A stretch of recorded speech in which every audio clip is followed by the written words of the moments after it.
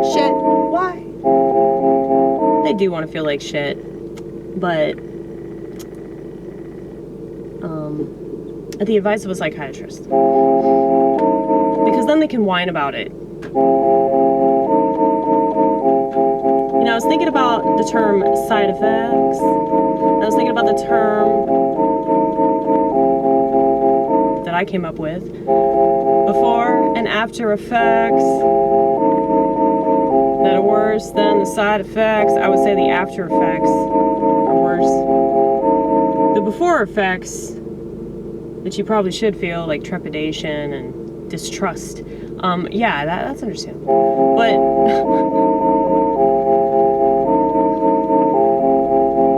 well, you know, like when you do a drug, it's like you experience that drug, like when you're doing it, right? Like you have a certain experience on it when you're high, and then when you come down, and then like there's sometimes a clarity that you'll experience. Or, you know, if you get really drunk and you'll have a hangover.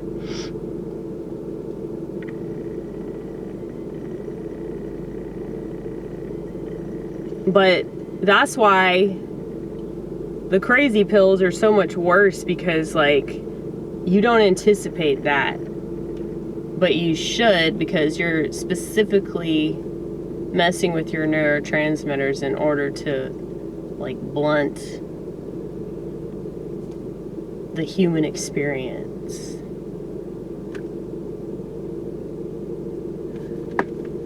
Okay, so I'm going to talk about something that I don't really want to talk about. There's a comedian.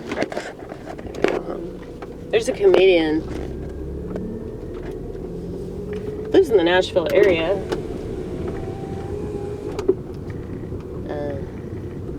You guys are going to find this shocking, but he's not funny at all. He sounds like totally retarded when he talks. And I don't know if that's because he grew up poor, but I almost think like it's part of his like whole like persona to act like he's stupid. Like he's just some stupid poor white boy or something like that. I don't even want to name names. Let's not name names.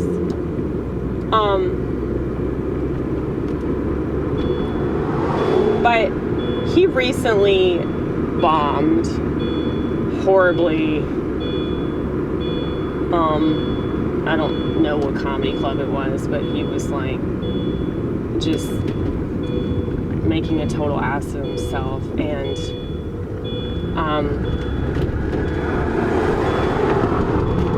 also waving like Illuminati symbols, which I'm sure most of the people that watch him like don't even notice, because I don't think that comedians are truth tellers at all. I think that like most of them are just systemized and they're part of the whole charade. And you don't have to be working for people in order to be part of that. You know, you can just want to be famous. You can just want to have a successful podcast and have them talking about you. And social media has proven that. But, yeah, so he has a podcast where you see a bunch of prominent players in politics. Like, he interviewed Donald Trump, okay? A lot of prominent people have been on his podcast. And there's so many comedians do podcasts, and they're not funny, and they're not interesting, and they're not, like, most of these people don't even have talent. But because of the Joe Rogan effect, they think, oh, well, I have to do this because Joe Rogan did it. And Joe Rogan is not funny at all.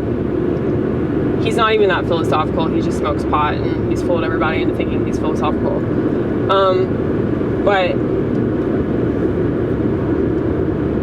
this person recently was talking on his podcast about how the reason why his comedy was so bad that night was was because he went off his antidepressants. And now, there was a lot of stuff that he was saying that was actually really true. But it seems like he's part of this humiliation ritual. And a lot of these comedians seem like they're doing that. Where they're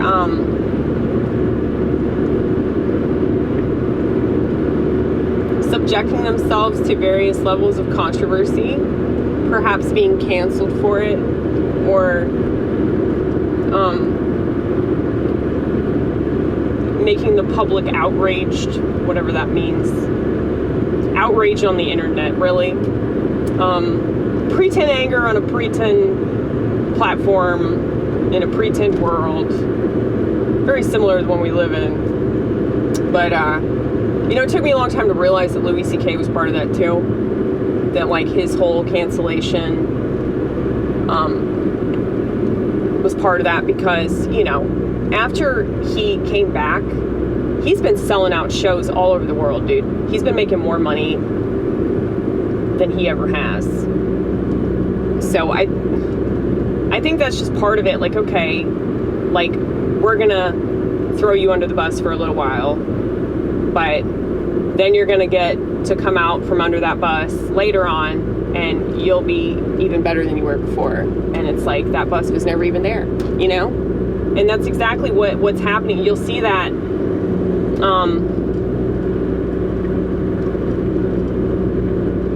with so many political people, so many, like, famous people, that when you sign a contract and you allow yourself to be part of that whole system, you have to do whatever they tell you to do. And that's why comedians are just making it obvious that they're fucking tools, because, like, they don't tell the truth. They gaslight. Comedians are professional gaslighters.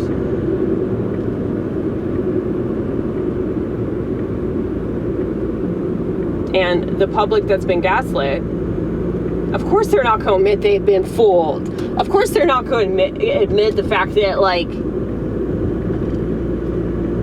this person that they've thought so highly of unnecessarily is yet another tool in the same fucked up system they complain about. Like, there's no fucking wrench in the system. That's yours truly. Okay, that's people that will never be promoted. That's Jake the Awake. That's his channel name now. It used to be Jake the Asshole, but he changed it to Jake the Awake. You should check him out.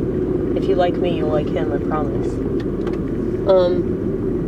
He's funnier than me, too. He's like me, but with a penis. So there you go.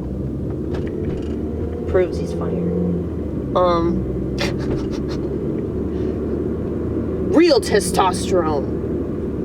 Well, apparently women can have it. They can have an inexorbitant amount of it. And, that's what makes this funny.